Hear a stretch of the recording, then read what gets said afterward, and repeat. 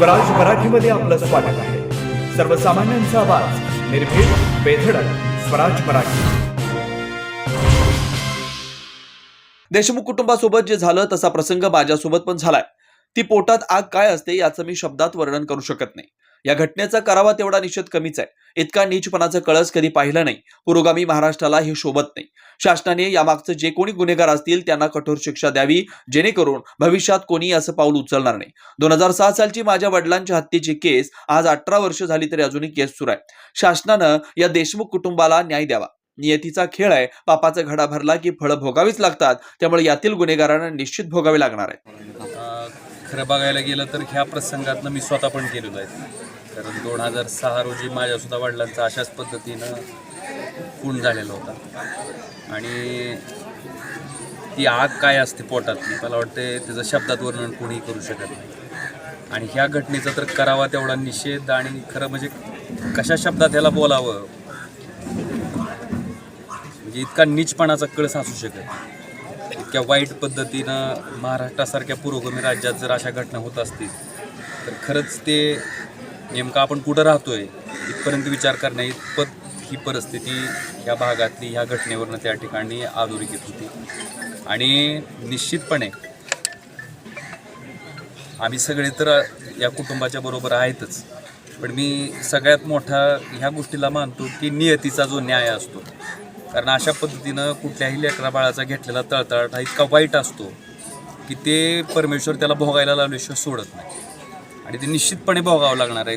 ज्याच्या त्याच्या कर्माची फळं त्यांना नक्की भोगायला लागणार आहेत. अपेक्षा एवढीच आहे की शासन नावाची जी यंत्रणा त्या ठिकाणी बसलेली आहे, त्या शासन नावाच्या यंत्रणेनं ताबडतोब ह्याच्या पाठीमागचे जे कोणी गुन्हेगार असतील, ते किती का मोठे असणार, कोणी का असणार, मला वाटतं ते शोधून काढावे. आणि मला वाटतं त्यांच्यावर कठोरातली कठोर शिक्षा त्या ठिकाणी द्यायचं काम शासन नावाच्या यंत्रणेनं करावं. मुख्यमंत्र्यांनी 2 ते 3 स्तरीय आणि न्यायालयीन चौकशी दोन्ही चौकशी यामध्ये होणार आहे.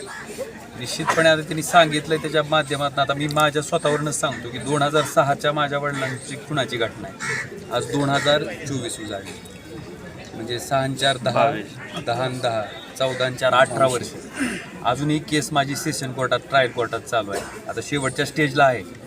माझा लहान भाऊ कंटिन्यू त्या केसचा फॉलोअप घेतोय, कंटिन्यू त्या केसच्या प्रत्येक तारखेला जातोय. मला वाटतं कायदाच इतका अशा लवचिक पद्धतीनं बनवला गेलेला आहे की त्या गुन्हा करणाऱ्या माणसाला जितके दिवस पुढं प्रोलॉंग करता येईल तेवढं लांबवायचे सगळे हत्यारं त्यांच्याकडे उपलब्ध असतात. कोर्टाच्या टॅक्टिक्स असतात, वकिलाच्या टॅक्टिक्स असतात. मला वाटतं ह्या पद्धतीनं न्याय मिळणं फार कठीण आहे. त्यामुळं आता मुख्यमंत्री महोदयांनी जर सांगितलं असेल की फास्ट ट्रॅक कोर्टापुढं आम्ही हा केस घेऊ, त्या पद्धतीनं त्या केसचा पूर्णतः तपास हा अतिशय पारदर्शक पद्धतीनं होईल. जे कोणी खरे गुन्हेगार असतील त्यांना समोर आणलं जाईल, त्यांना शिक्षा केली जाईल.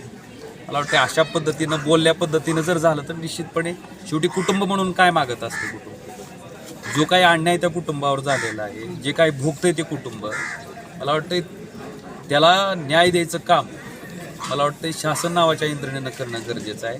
आणि मी त्याच्या पुढे जाऊन म्हणत असतो की आपण शासन म्हणून जर ते देण्यात कुठं कमी पडलो किंवा आपण जर कुचराई केली तर त्याची कर्माची फळं प्रत्येकाला भोगायची ठरलेली असतात, ती भोगावी लागतात. पण म्हणजे राजकारणाचं झुंडशाहीकरण होत आहे असं एकंदरीत पाहायला मिळते का महाराष्ट्रात? आणि एक परिस्थिती अशी असते की माणसाला राजकारणातनं सत्ता मिळते आणि सत्तेच्या नंतर माणसाच्या डोक्यात एक मस्ती जाते, एक प्रकारचा माज माणसाच्या डोक्यात येतो. मी काही जरी केलं तर माझं कोण काही वाकडं करू शकत नाही, मला कोण काही पकडू शकत नाही, ही भावना जेव्हा त्या माणसाची तयार होती त्यावेळेस ती माणसं अशा कृत्याला त्या ठिकाणी सामोरे जातात. पण शेवटी पापाचा घडा भरल्याच्या नंतर त्याची फळं ही भोगावीच लागतात. रावणाची लंका राहिली नाही, त्याच्यामुळं बाकीच्या लोकांनी फार आम्ही सत्ता आणि आम्हाला कोणच काही करू शकत नाही ह्या आविर्भावात राहायची गरज नाही. नियती सगळं काही घडवून आणते आणि नियती 100% केलेल्या कृत्याची फळं भोगायलाच लावते. फक्त शासन नावाच्या यंत्रणेकडनं एवढीच अपेक्षा आहे की जो काही तपास आहे तो पारदर्शक पद्धतीनं व्हावा आणि जे कोणी हे कृत्य केलं आहे त्याला त्या ठिकाणी त्या पद्धतीचं कठोरातलं कठोर शासन अशा पद्धतीची शिक्षा व्हावी की भविष्यात पुन्हा कोणी असं पाऊल उचलायची प्रयत्न करू. ओके.